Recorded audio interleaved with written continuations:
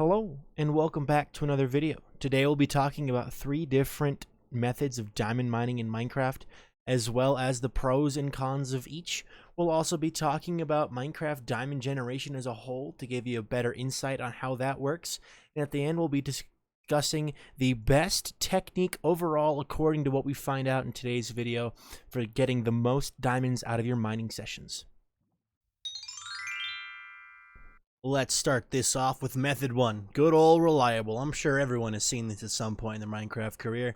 We are standing currently at Y level 11, the classic level. Everyone knows this, the best level for finding diamonds. The way this method works is very simple. You find yourself an area, every 3 blocks, you just, 1, 2, 3, you just start mining. And you just mine in a straight line. It's the simplest and most basic form of strip mining in Minecraft. Good old reliable, you can't go wrong with it. It is a very simple, as easy, very brain easy. What is that? I don't even know what that is. Brain simple. Basically, you just mine in a straight line. You bring some torches with you. Bring your tools. Bring your torches, and you just run along mining. And then every once in a while, throw down a torch so you don't have any nasties chasing after you. Whenever you find something, you mine it up, and doop doop doop doop, and there you go. And that's all it takes for this first method. I don't know who originally found it. I don't believe it's really been credited to anybody because it's just the basic style of mining. That's pretty much everything there is to know about method 1. The pros, of course, it's very, very, very easy. You don't have to focus much on, oh, I gotta make sure I go a certain distance before I break another block or something. You just go. And when you feel like it, you turn back around. And then when you want to go again, you just go down the next line and just poof. Boom, boom, boom. Very, very, very simple. Very easy to complete. The cons of this method, of course, are that it is slightly inefficient. You're only exposing 6 blocks with every tunnel, and they're all the blocks around here. And you're right next to each other, so you're limiting the amount of possible blocks you can explore. And you're also only exploring at 1 Y level, which means there is a whole level of blocks below where diamonds could be spawning, where you aren't exposing this. And that is the main con, is you are limiting your exposure of diamonds.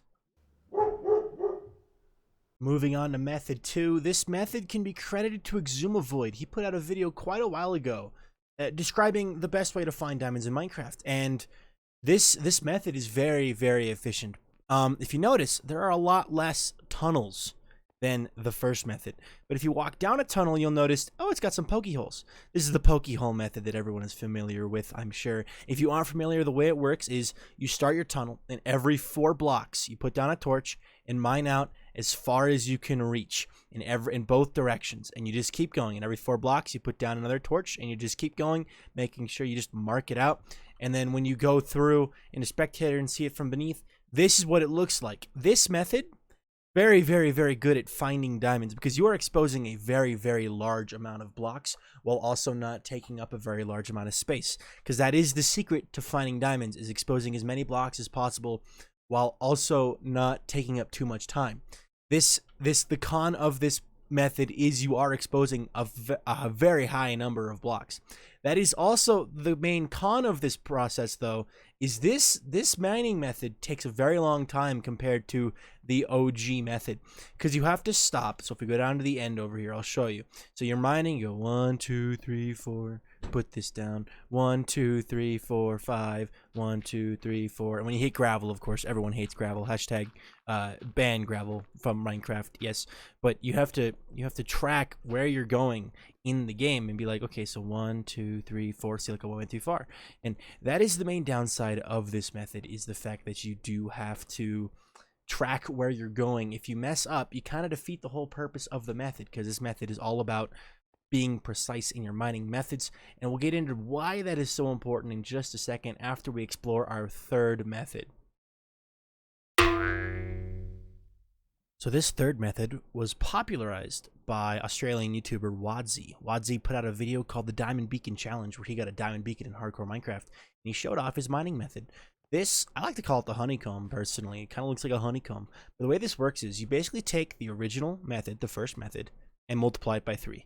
So you're mining at Y level 11, Y level 8, and Y level 5. You move it over all by 1 block as you go down. And by doing this method, you're essentially combining that the first and second methods in that you have the ease and simplicity of the first method with the exposure of blocks with the second method. So even though you may just be going in straight lines, every time you do another tunnel, you are exposing every single block in this type of pattern. You can see here, these are the tunnels, and the glass represents the actual areas that you can see. So every single tunnel exposes 6 blocks. And the way this method works, if you hit lava, you just stop. It's faster to just stop after you hit lava, move on to your next tunnel, rather than trying to waste time going through the lava, you know, placing blocks. I mean, if you have a fire resistance potion, it's pretty easy, but if you don't have access to that, if you're early game, might be better. It's better just to stop, move on to the next tunnel, because you'll find many, many more diamonds that way, rather than wasting time trying to fight through it. Now that we've discussed all 3 methods, let's really quickly take a look at how diamonds generate in Minecraft, because that kind of explains the reasoning behind these different techniques.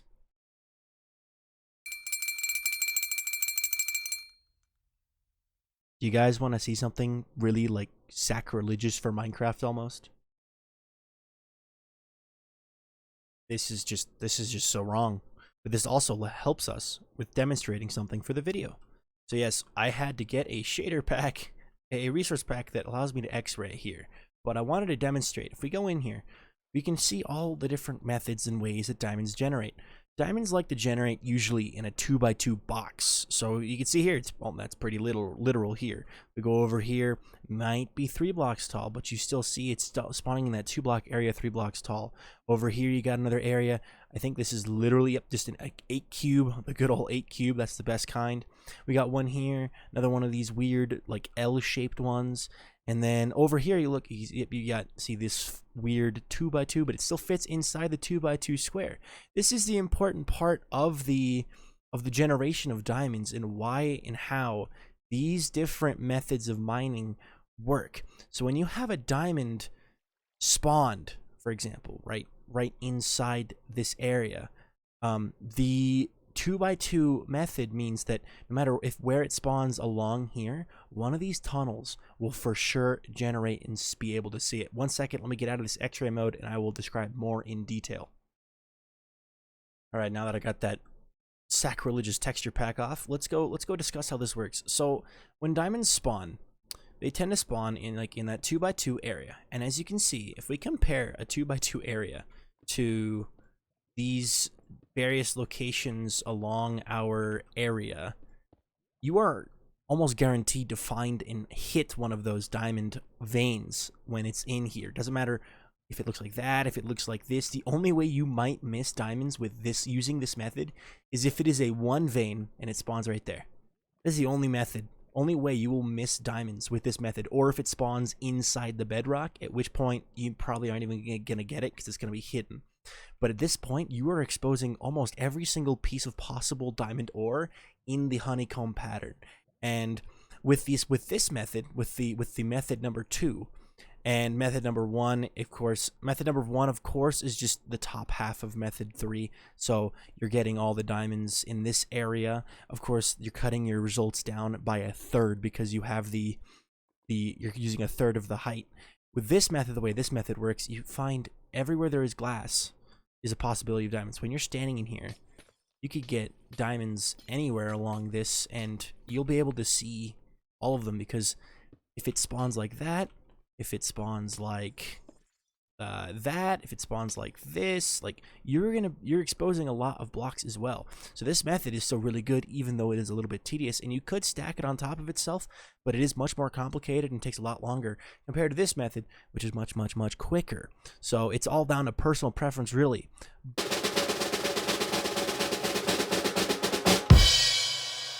Method number 3 here is our victor. Let's give a round of applause. Woo! Yay, method number 3. Yes. So if you want to maximize your diamond output, using this honeycomb method is definitely the way to go. Let me give you a quick example of what this looks like on an actual server and not in a controlled test area, so that you can see what it looks like in the mines. Hello and welcome to the Pleasantcraft server, guys. Here is what this honeycomb method looks like in server. As you can see, I'm here on the Pleasantcraft server, and I'm at my mining area where I have enacted and been doing some of this honeycomb mining. I have a bit of my spoils here. I personally use a fortune pickaxe when doing this method so that I can mine for extra long. And I have, so far, actually out of this mine gotten 22 diamond blocks, but I had to give some for a Christmas present. So, but as you can see, when you're in the mine, you got to clear out an area, and it really helps to have ladders. And I haven't finished. If we go over here, yep, see, I still have a few. I'm kind of, I don't need a ton of diamonds right now. As you can see, I'm kind of loaded, but oh my goodness gracious. Hey, some bloopers. But yes, that is gonna be the honeycomb method. That's the honeycomb method for the I'm leaving this in. This is too good. That's the honeycomb method in an actual player environment and not in a controlled creative world. So yes, guys, I really hope you all enjoyed this video. It was a lot of fun to work on, and make sure you go check out the short that goes with it. If you were coming here from the short, thank you for sticking around for so long. If you really liked the video, make sure you hit the subscribe button, share it with your friends, hit the like, all that jazz. If you have any questions, feel free to leave a comment leave a question down in the comments, and I will answer as many as I can. And I hope you have a good life. I hope you all be of good cheer, and I will see you in the next video. Bye bye.